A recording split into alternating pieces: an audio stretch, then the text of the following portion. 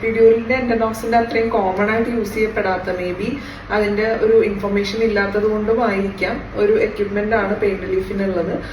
Tense machine എന്നാണ് നമ്മളിതിനെ പറയാം. 4 ഇലക്ട്രോഡ്സ് വരുന്നുണ്ട്. ഇലക്ട്രോഡ്സ് എന്ന് പറഞ്ഞാൽ ഇതുപോലെ സ്റ്റിക്കർ പോലെ ഇരിക്കും. ഇത് നമുക്ക് നമ്മുടെ ലോവർ ബാക്കിൽ നടുവിന്റെ ഭാഗത്ത് ഇത് ഒട്ടിച്ചു കൊടുക്കാം. ഈ ഫോട്ടോയിൽ കാണുന്ന പോലെയാണ് നമ്മൾ ഈ 4 ഇലക്ട്രോഡ്സും പ്ലേസ് ചെയ്യുക. ഒരാൾക്ക് ത്രൂ ഔട്ട് ലേബർ കഴിഞ്ഞിട്ടും നടുവേദനയോ ബുദ്ധിമുട്ടുകളോ ഉണ്ടെങ്കിൽ നമുക്കിത് യൂസ് ചെയ്യാവുന്നതാണ്. റിമോട്ട് പോലുള്ള ഈ ടെൻസ് മെഷീനിൽ ഇത് കണക്ട് ചെയ്തിട്ട് ഈ 4 വയേഴ്സ് വരുന്നത് നമ്മുടെ ബോഡിയിൽ പ്ലേസ് ചെയ്തിട്ടുള്ള 4 ഇലക്ട്രോഡ്സിൽ ഈ വയേഴ്സ് കണക്ട് ചെയ്ത് കൊടുക്കും. അതിനുശേഷം നമുക്ക് കാണാം ഈ മെഷീനിൽ ബൂസ്റ്റ് എന്ന് പറഞ്ഞിട്ടും ബേസ്റ്റ് എന്ന് പറഞ്ഞിട്ടും 2 മോഡ്സ് ആണുള്ളത്. മസിൽസിലേക്ക് ചെറിയ ചെറിയ ഇലക്ട്രിക് കറൻസ് പാസ് ചെയ്തിട്ട് ഒരു വൈബ്രേഷനോട് കൂടിയിട്ടുള്ള മസാജ് ആണ് കൊടുക്കുന്നത്.